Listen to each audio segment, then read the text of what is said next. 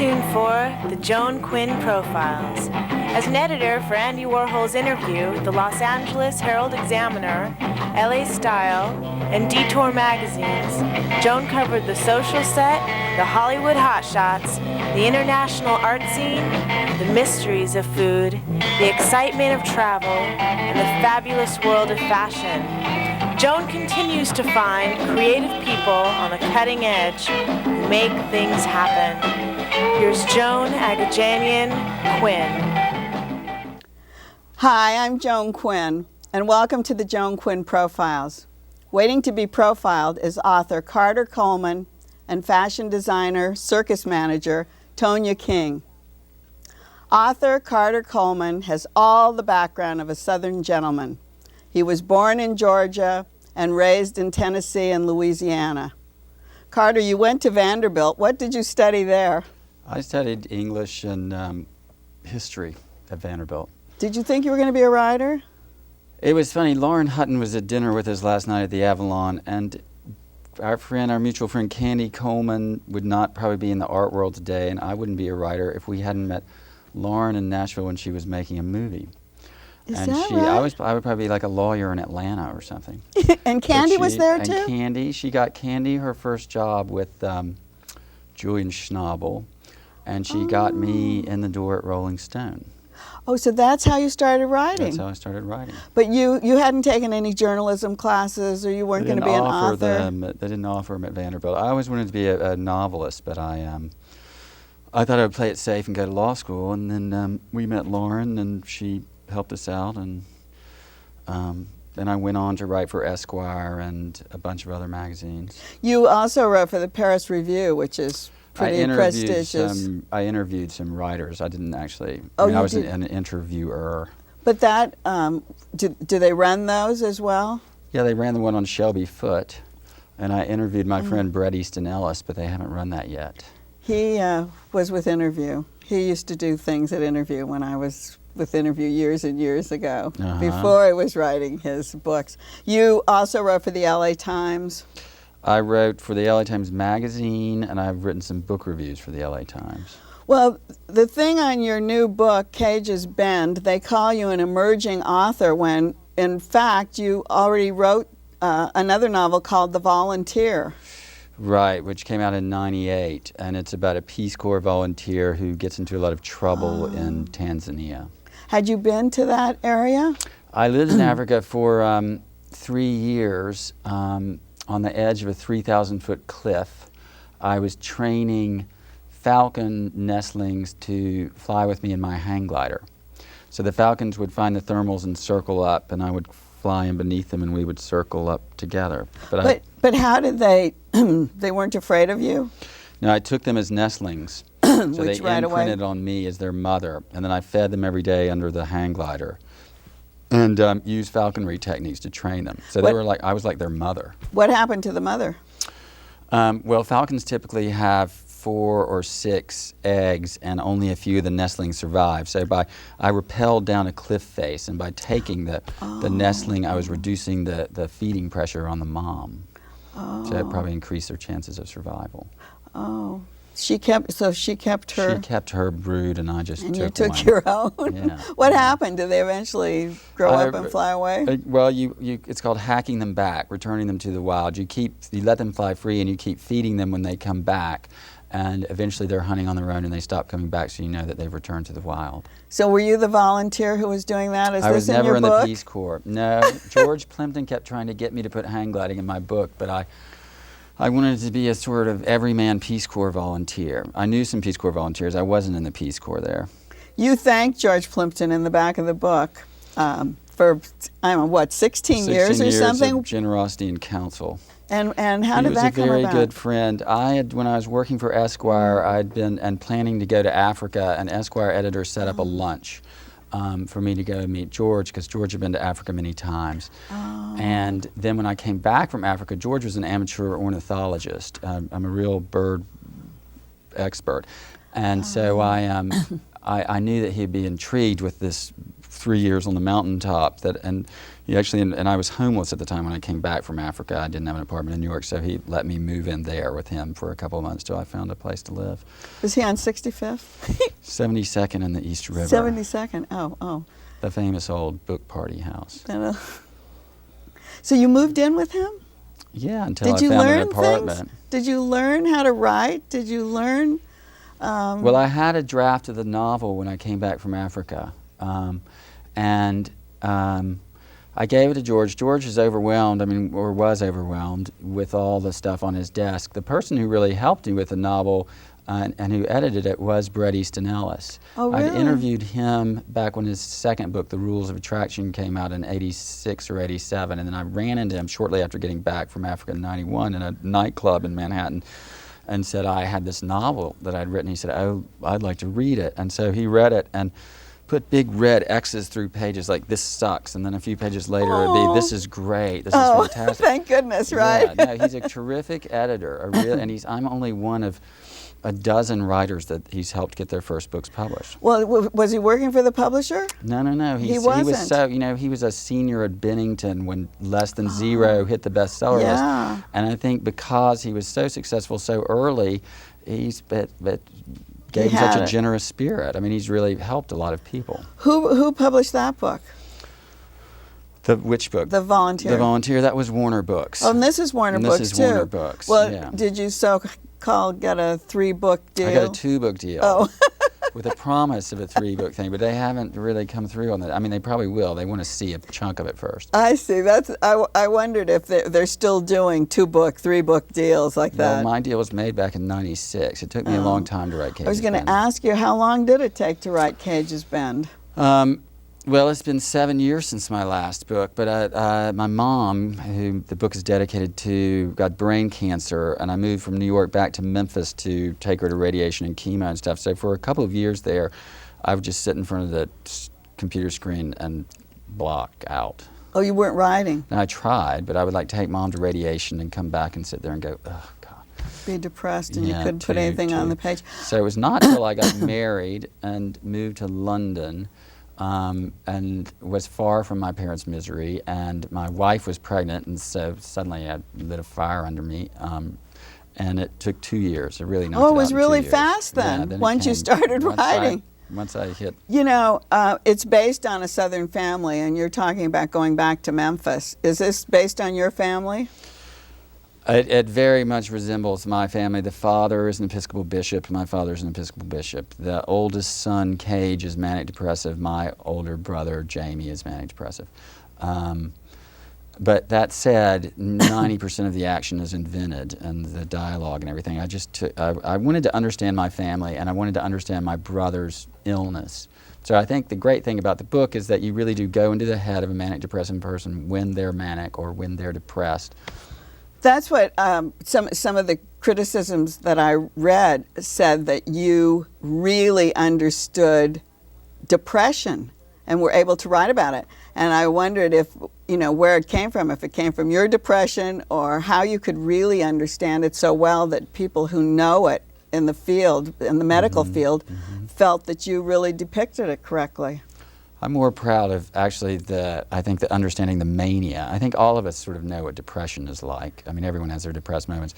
But this is much heavier than that. Well, yeah, it's deep, dark, delusional depression that actually in places touches on schizophrenia, where the paranoid and you think you're being watched and people are coming after you. I was just for a couple of years trying to put myself in my brother's shoes, and I've lived, I've seen him manic, and I've seen him stable, and I've seen him depressed, and I've talked to him in detail in each of those states. And what you do as a writer is pretend that, okay, now I'm Cage, I'm manic, now what am I thinking? Oh. I guess it's sort of like method acting or something. You're really trying to... The thing, you have all these great Southern names like Harper and Savannah and Cage, and you really give the feeling of that Southern family. Well, that's easy. Carter is it. I know. And Cage, the great thing about the title, and it was my mom who suggested the title, and we were in Thanksgiving a couple of years before she died at Elmwood, which is the old family home place, where she was born and her grandmother was born and her great-grandmother was born. And Mom, and it's on Cages Bend Road outside Nashville. And Mom crossed the lawn. I can see her raking leaves at Thanksgiving and said, you should call it Cages Bend. And I thought, great. And the main character will be Cage. And the old family home place will be Cages Bend. And it's about going around the bend. And it's about if mental illness is a cage, can you ever break out of it? Oh, so it has all these different works on meanings. several levels. So it moves between the past and the present, really, the narration. It moves between different narrators. The two brothers are telling the story, and the parents come in and tell part of the story. And then there are these little snapshots of the family growing up. One of the things that I noticed, and it's quite evident to me, is the different typeface. Like this is one That's sort of bold, and it's a different dark, thing. dull, different. Mm-hmm. What? Because why? the current action are the different narrators talking. Cage talking, Harper I'm going to talking. turn to the other one so you can see the difference in that. Yeah. Right, that's one of the characters talking right there. Then the bold-faced is it's like a flashback. It's backstory. It's little snapshot of the family. So you see Cage being born. You see Cage telling his first lie at age 4. You see these little snapshots of the family. So you get a sense of them. The past behind the present. And that the bold-faced, is that a new technique? I mean, I haven't seen this before. I had it in Courier, like typewriter Yes, thing, because it's actually, what those chapters are memoir that Cage is writing. Did you actually turn it in this way? I turned it in Courier, Oh, you because did? it looked, the boldface stuff is a memoir that Cage is writing in the book of his family and his past. So I thought it would look good as typewriter face. I see. But the book designer changed it, and I think that's fine. I think it looks good. It looks great, and it also creates a tension as you turn from one page that's easy to read, and then you see the next page, and it's like yelling at you in a way. And some people, some critics thought that it moves seamlessly from one voice to the next, and the others thought that it sort of jolted. It jolted me. Right. Well, all I can say to readers, if you don't want to read the boldface chapters, just skip them. Just read straight through the others. I mean, you know, go back if you want to. I think you could read it any way you wanted. That's great. Well, here we have a Southern gentleman who's moved to London. Do you find similarities in the proper English that you were raised with? No. No? I don't. I mean, but ain't is used in both places. You know, you can tend to think of ain't as some sort of country hick thing, but actually it's an English thing, ain't. But the demeanor, I meant, and the manners and the different things, you must feel... Well, Southerners are so warm and open and gracious, and the English are not, you know. Actually, in that respect, they aren't, even though they are proper, like the Southerners are very proper. Right, yes ma'am and yes sir. Are you going to continue living there? I suppose so. I've lived in so many different places that wherever my wife and child are happy is okay with me. Well, we're happy that you were with us. Thank you, Joan. I really enjoyed being here today. Thanks, Carter Coleman, the author of Cages Bend. Thank you. Don't go away. We'll be right back with Tonya King.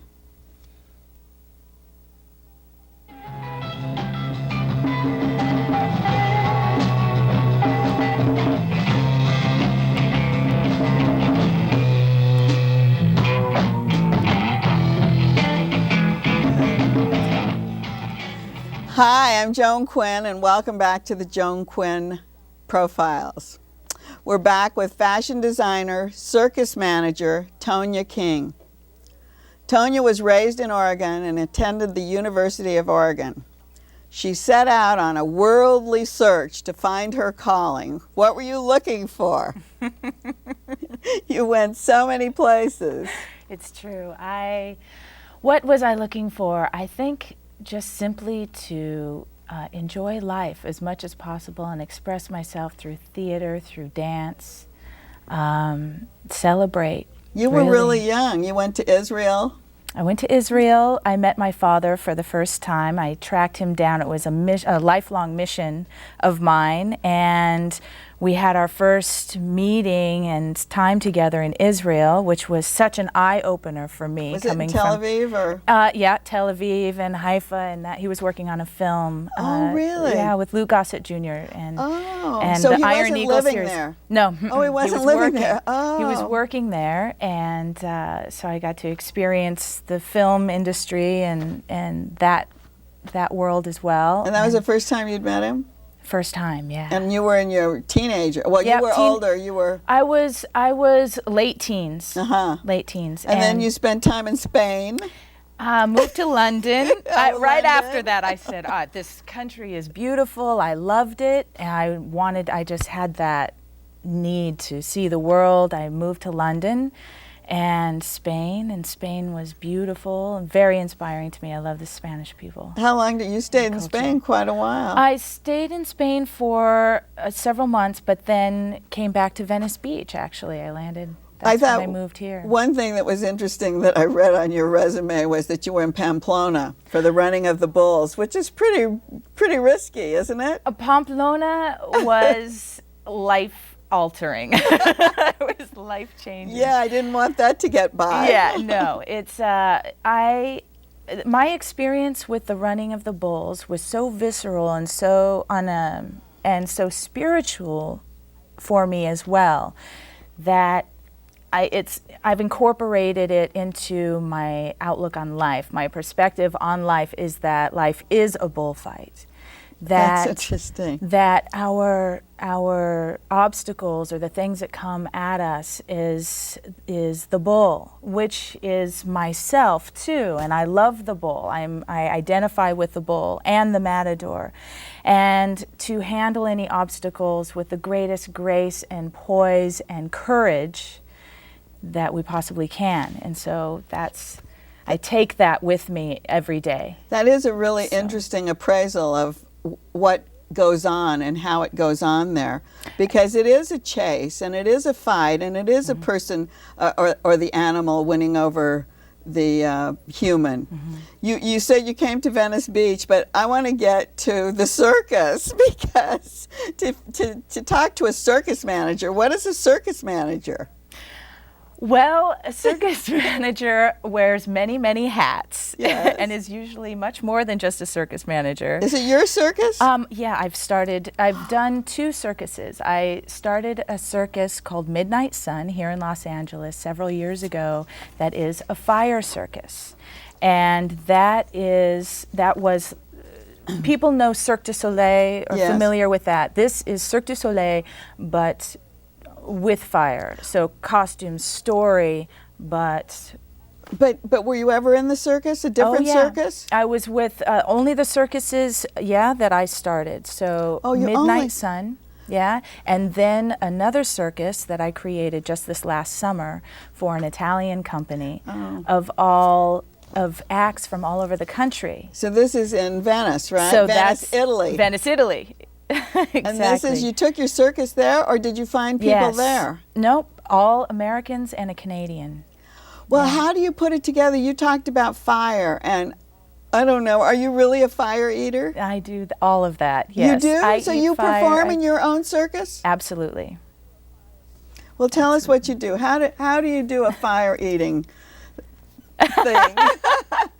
Well, we use white gasoline, white fuel, as the flammable liquid, and we have wicks of Kevlar that do not burn up, and we dip the wick into the fuel and you light it, and it's real fire. I mean, people ask me, is there something that you put in your mouth to coat or anything? No, there isn't. Well, how'd you learn how to do this? I was trained by a really phenomenal performer named Dax. And he had trained in Thailand and had come to Los Angeles, and the entire group of friends of mine and I were so inspired that we all trained really hard and we created this great group together and then took it out. Did you all do the same thing? I mean, was it different all fire, but different specific skills. Of working with fire? Right. So if you're the manager, do you book the acts probably? Right. Do you train them as well? I have, generally, I was being trained at the same time that everyone else was, and so I in that position just handled like getting everyone together and directing the acts and writing all of that. And What about costuming? Did you costume them too? Always. You did? Love costuming, yeah. I had a great help as well with Drew Bird, who is another amazing performer. So is that how you got into fashion design? Because I know your love is fashion design. Yeah. I think years of costuming and expressing myself in that way until one morning I woke up and the only thing that I wanted to do was to sculpt leather. And it wasn't really something that I had truly done before, but it was this need I had to express nature to itself in that way. And so I came. This is leather, a leather tie. Mm-hmm. And these are I'm redefining the whole term of power ties. I'm going to rock the nation with these. Does this come off? No. Does that come off? No, but I can take this off for you. Yeah. So how do you do it? Do you dampen the? It's a wet dry technique while I hand sculpt it. Yeah, and I use a special heating element. That's called the Dali tie. Salvador Dali from Spain, Precisely. Of course, darling. And so, who wears these ties? Do men wear them? Men, women. Yeah. I'm going to turn it around so you can see, like, the back is just plain leather. Courtney Love, her whole band, there's... Courtney Love's band? Yeah. Did you paint the front? I hand paint them all, hand sculpt them all, yeah. So they're all one of a kind? They're all unique pieces. So the other things we have are bracelets. Yes. Besides ties. Yes. And in the bracelets, you have a bracelet on. I Maybe do. you can hold it up so that camera can see it. In the bracelets are I see on the screen, like a shell in one of them. All natural elements inspire me. Yeah. Shells, wood, silver, high-grade gold. Hold this up again and let him see it. This is called the scroll, and it's influenced by Asia. And it's what's in ceramic beads. Oh, ceramic beads. Raku ceramic beads. Yeah. And then when you wet the leather again. Mm-hmm. How does it go on? It just simple tie. Simple ties for everything. Yeah. Or custom, tight fits. Yeah. So I see a Brillo pad in there. You do. You see, this is all copper. This is all different variations of copper. It's called Baby Gaudi, of course, from Spain, darling. Of course. We are inspired much the same. And so this is raw copper ore, copper wire, copper Brillo, and ribbon in a nest. It's like a babe in a nest. So all of these really are like just nests sitting on your arm. Well, they're all environments, I suppose, for a piece that I connect with. The piece then sits in something that you made. Right. And the necklaces, like you're wearing a leather necklace with what? Spanish. This is all gold, gold chain, gold beads. This reminds me of Aztec. It does. It also reminds me of Spanish something. The black, right. The black and gold. Yeah. And then, but you on these you use silver and they're all different. All the neck connections are different. Yeah. I live for that moment when it's something altogether different. Something really unique. Have you had a formal runway show with your things? I'm actually preparing right now for my first trade show in Las Vegas. Oh, I see. So it's going to be a big deal. I'm collaborating with another designer. But you make phenomenal. clothes. I make skirts. I make leather skirts, and is this a belt? And I make these, which are so phenomenal. Those are Pull this up too. This waist, is so great. Yeah, they fit around your waist, a wide belt with really yummy soft pockets on them. Yes, you can just put this on anything and have your pockets dance to go. in them. I ride a motorcycle. I ride a motorcycle every day. So for me, I'm like, these are great for people who ride, who dance, Do you use other fabrics besides leather? Leather's really, for the most part, what I'm most smitten with. So I use that most often. I do make feather accessories as well that'll be seen at the trade show. So your clothes would be made of leather, like this. yeah. I don't know if you can stand up. I don't think you can, but maybe because it's all different kinds if you can possibly see. It's all different kinds of leather. Yeah. I enjoy the natural Just lines. slowly stand up, just a squidge, right like that. Because we've got to see the tail feathers. Yes. The tail that was inspired by the horse circus, actually. And those are all Cavaglia. different kinds of leather together. Really great. Thank you. So you've dressed rock bands, I guess, yeah. in leather, all in leather, and do you combine leather with other things? Like you're wearing a different kind of a top with this. Right. That's what I enjoy the pieces that you can mix with anything, and keep it just free, natural, organic, and easy. So it's glamorous, very glamorous. You can dress up, you dress down.